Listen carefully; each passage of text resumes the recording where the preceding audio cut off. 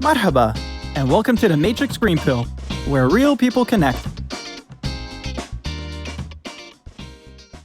Hello, and welcome back to the Matrix Green Pill podcast. My name is Namita, and I will be your host today. I am joined by my bubbly co-host Shirin. Hi, Shirin. Could you tell us who our guest is today? Hi, Namita. Joining us today, we have someone that I'm sure many people know, or at least have definitely read her work. Introducing you to Purva Grover. Purva is a best-selling author, a TEDx speaker, and international journalist and editor. She is the founder/editor of the Indian Trumpet and works as the assistant editor with the UAE National Daily and an editor for a magazine for young adults. She has also written and published 3 of her own books. Purva, welcome, and thank you so much for joining us today. Thank you for that lovely introduction. I look forward to a fun chat with you. Can you please introduce yourself and tell our audience about your background and how you ended up here in the UAE? I come from New Delhi, India. My background is that I've been a journalist for 16 years now and counting. So I've been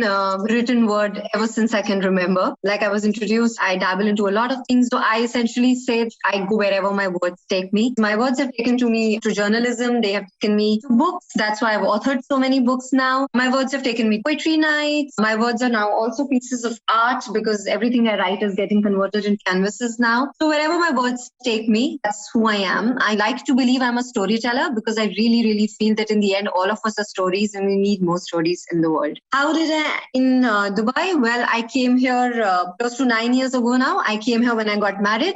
So let's jump right into your journey. Tell us, how did you decide to pursue a career in journalism? I feel that there are some professions, you don't choose them. So I think that is what must have happened with me as well. Like I said, that I have been writing ever since I remember. Ever since I was a child, I would for my parents, even though when they sat in the next room, and I would just kind of put them under the door for them to read. I have been writing my diary for 16 years. I stopped writing it a couple of years ago now. So I think journalism chose me, and telling stories is one of my biggest passions, and journalism allows me to do that. So yeah, it chose me. I did mass communication, which is when I studied all the aspects of it. I did broadcast. I did print journalism. I started advertising, and interestingly, I also started public relations. But I think my heart fell in love with journalism. How very interesting. Yeah. So, Purva, as you've already mentioned, you have been working in this field for a while now. What would you say are the challenges of being an editor or a journalist that you'd like to share? See, the challenges keep changing depending on the era and the time we are living in. So I feel today the biggest challenge would be how to retain the attention, how to differentiate between fake news and real news, how to get news fastest out there. Because everybody today can be a journalist. Anyone with a WhatsApp is a journalist today, unfortunately. So while it helps to spread the word, it also kind of messes up the whole credibility of the profession. So that I feel is one of the biggest challenges. How do you retain the person's attention, and how do you tell a story when there is overload of content in the world today? Whether it's from Netflix, whether it's from newspapers, radios, podcasts, movies, everything, and of course books and magazines and newspapers. So how do you stand out? Each one of us with a Twitter account, with a WhatsApp, with a phone is a content creator now. And there is no way to distinguish between real content and fake content. These would be primarily the biggest challenges as we talk in 2021. No, absolutely. I totally agree, especially when the pandemic hit and you were getting all these different sources left and right, and you don't know what is true and what isn't true and who to believe. Yeah. Okay, so let's talk about you becoming an author. In 2017, you had published your first book. So how did you decide to take that leap into writing? When you start to write for a publication and when it's a job, you're always writing for someone. I had reached that stage in my life where I want to write for myself. I think that's how a lot of journalists turn into authors as well. So I had reached that stage where I want to tell stories my own way and just wanted to write for myself. And that's when the book happened, because this is, there are no timelines, there are no deadlines. You can pursue a book, a story, a character for as long or as little as you want to, because it is not due to be printed tomorrow morning in the newspaper. So yes, I wanted to write for myself, and that's how one book led to another. So Apurva, correct me if I'm wrong, but you have written 3 books so far. Yes. So if you can just tell us a bit more about each one of these books and what actually inspired you to write each one of them? Sure. So my first book is gotten termed under literary fiction. It's called The Trees Told Me So. It's a series of short stories. There are 11 stories there. Now, as the name goes, it's all the trees told me. I believe the trees would have told me those stories. In each of those 11 stories, the tree is a protagonist in some way or the other. One story would be like someone who spent his or her life under the tree is narrating the story. Sometimes someone who's observing the tree telling the story. Sometimes the tree itself is telling the story. And it is as the name goes, but it has nothing to do with being environmentalist or being an activist. I'm neither. But I feel that if we tell one story at a time, we can actually save the trees. And why I wrote this particular book was because I realized that my life had been connected with trees all this while. It's just that I had never stopped to take notice. So when you look back or when you read the book, you will realize that probably you used to buy candy from a vendor or from a little shop which was set under the tree. Probably you used to have tea in a tea stall which was set under the tree outside your university or outside your office. And most of these stories are set in India. Sometimes when maybe you played cricket and you use the bark of the tree as the wickets. Even in India, a lot of people tie these threads of faith around the branches of the tree. So it was this realization that my life had revolved so much around trees. Trees had given me so much. Or maybe you had your first kiss under a tree. And I had not stopped to take notice. I started observing closely myself and others. And that's how the first book was born, which is called The Trees Told Me So. Incidentally, the second book was born in 2020. It is called It Was the Year 2020. As the name suggests, it is a book on the pandemic. It is something I wrote on the pandemic. I think I wrote this one because I, like a lot of other people out there, was trying to make sense of life or whatever life as we know now. So I wanted to pause and take a moment and realize how all this, which I thought was a dystopian world, is actually happening to all of us right now. It's a very short tale and it was released during the pandemic. That one. And yes, my third baby, which is called She, which released this year, which released last month, in fact, August. So She is a non-fiction and She is a celebration of an individual, which is a woman. In the pages, we celebrate everything. We celebrate waxing bows. We celebrate bad hair days. We celebrate discussions on having a child or not having a child, having a career, not having a career. Basically a celebration of women. It's non-fiction. And I always keep telling everyone that, I wrote this book at the risk of losing all the friends I have, because nothing in the book is coincidental. Everything is pure intentional. Everyone who's confided in me, whether it's about ex-boyfriends, whether it's about relationships, whether it's about when they had their first period, when they got the first job, everything is in the book there. So that's what She is about, which is currently already doing very well. So I'm very happy that it started an interesting conversation. Amazing. Sounds so interesting. And I completely agree with the Save the Trees thing that you said, that coming from India, being born and brought up in India, we've literally grown up playing around trees and we have so many memories. Like you said, the tea stall outside your university. I mean, it just took me back to those days. So yes, there is a lot of connection there. And She, absolutely. I mean, I think every woman needs to read this book. So coming to the next question, Purva, there are so many aspiring writers today. So what tips would you like to give to them? Very, very few simple tips, which is something that I follow as like golden rules in my life. Write every single day, because it's, even if you write nonsense, write every single day, because remember that something is better than an empty sheet of paper.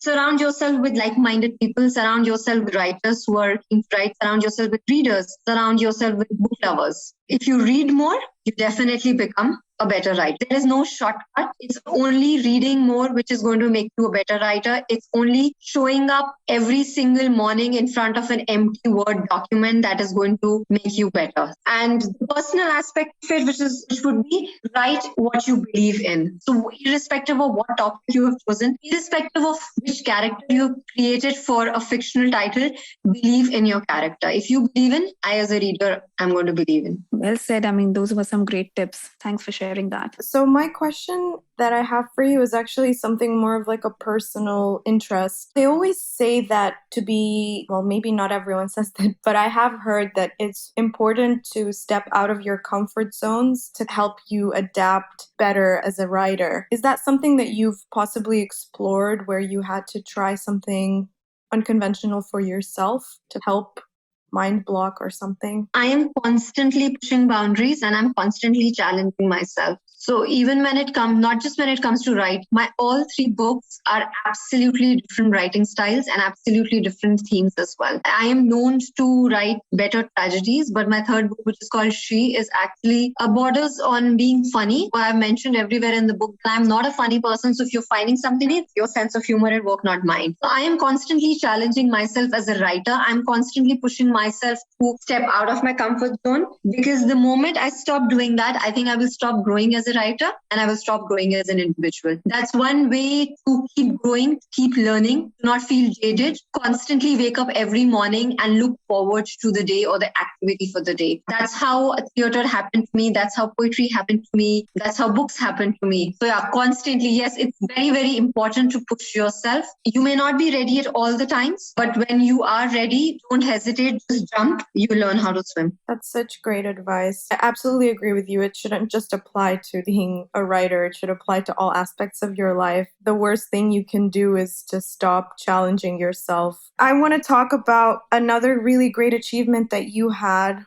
Amongst, of course, you have so many, but you were actually nominated by Dubai Culture and Arts Authority as a writer to receive the UAE Golden Visa. That's so exciting. Can you tell us more about that? Because you were the first writer to be granted that. Yes, that was extremely exciting, and it's an honor. And to start with, I think it was a lot to say about the country. They used to be saying when growing up, and when I said I want to be a writer, and even till date, when a lot of people ask me, what do you do? And I tell them I'm a writer. But they ask me, so but what do you do? So I said, no, I write. So it's very difficult for people to accept writing can be what you do as a full-time job, or that can be your life. In that case, we used to always, growing up, we used to always, as young journalists and as young writers, we always used to feel that why should we be punished and why should we not have the same status just because we decided it was a creative pursuit of life, which will probably not give us a lot of money, but a lot of content, and it is going to add value to the place we are staying, the people we interact with, and we're going to write stories for the world. So I think this honor and this initiative by the government, by the country, kind of puts a stamp on all the doubts that anyone who wanted to ever pursue a field, whether it's dancing, writing, acting, anything, it kind of tells you, okay, you go ahead and pursue what you want. Go ahead, create it. We have your back. So I think for me, that was like the biggest thing that I felt grateful for. And also to be nominated, like it came as a huge, huge surprise to me. I had no idea that I had been nominated. And one fine day I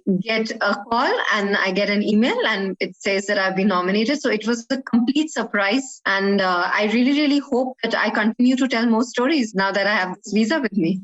That's so commendable. Amazing. To continue on that note of what you've said, to continue doing more. And I want to know, what are some of your future goals or what's next for you? Loads of things next for me. Right now, of course, I'm working on promoting my 3rd book, which is She. I do have 2 more books in the pipeline already. One of them is a book completely about Dubai, and I want to release it in Dubai.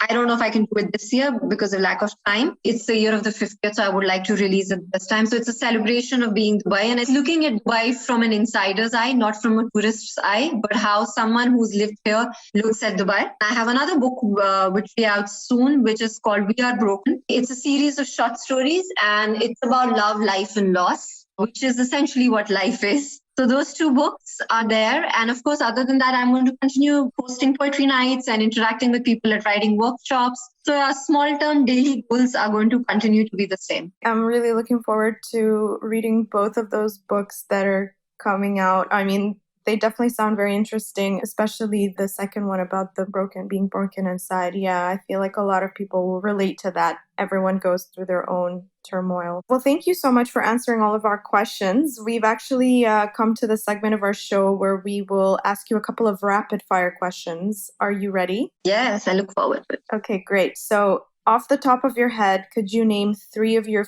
favorite authors? Margaret Atwood, Elizabeth Gilbert, Haruki Murakami.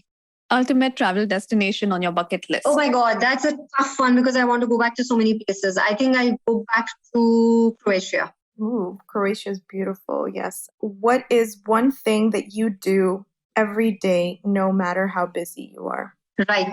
Kind of saw that one coming.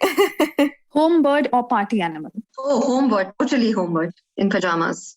Awesome. So thank you for playing along. That was quick and rapid, just how it should have been. So before we wrap up, we would like to do our special Green Pill moment segment. So Purva, what Green Pill advice would you like to give to your younger self? Whatever you're doing at that stage, you were very good. Don't regret any trial, any tribulation, any sighs, or any smiles, because that's what's going to make you an older self.